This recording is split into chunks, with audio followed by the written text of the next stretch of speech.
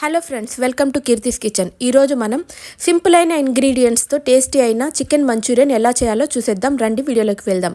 300 gram చికెన్లో salt, ginger garlic paste, rice flour, maida flour, pepper బాగా mix చేసుకొని 15 నిమిషాల పాటు రెస్ట్ ఇవ్వాలి. ఒక కడాయిలో డీప్ ఫ్రైకి సరిపడా ఆయిల్ వేసుకొని మ్యారినేట్ చేసుకున్న చికెన్ పీసెస్ను బ్యాచ్ వైజ్గా వేసుకొని బాగా గోల్డెన్ బ్రౌన్ వచ్చేంత వరకు వేయించుకొని పక్కన పెట్టుకోవాలి.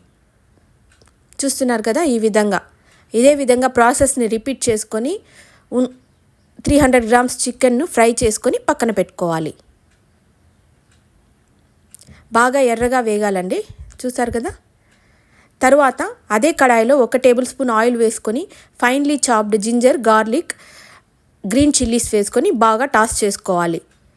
తరువాత డైస్డ్ క్యాప్సికమ్, డైస్డ్ ఆనియన్ అంటే పెద్ద ముక్కలుగా తరిగిన ఆనియన్ క్యాప్సికమ్ను యాడ్ చేసుకొని హై ఫ్లేమ్ పైన బాగా టాస్ చేసుకోవాలి. హై ఫ్లేమ్ పైన మాత్రమే చేసుకోవాలి. ఇది క్రంచీగా ఉంటుంది. అప్పుడే మనకి క్రంచీ అయిన టేస్ట్ వస్తుంది, టెక్స్చర్ వస్తుంది. టాస్ చేసుకొని ఇప్పుడు సాస్ యాడ్ చేసుకోవాలి. 1 tablespoon soya sauce, 1 tablespoon chilli sauce, 1 tablespoon tomato ketchup add చేసుకోవాలి. ఇక్కడ నేను ఫుడ్ కలర్ ఏమీ యాడ్ చేయలేదు. తర్వాత చికెన్ కూడా యాడ్ చేసుకొని బాగా టాస్ చేసుకోవాలి.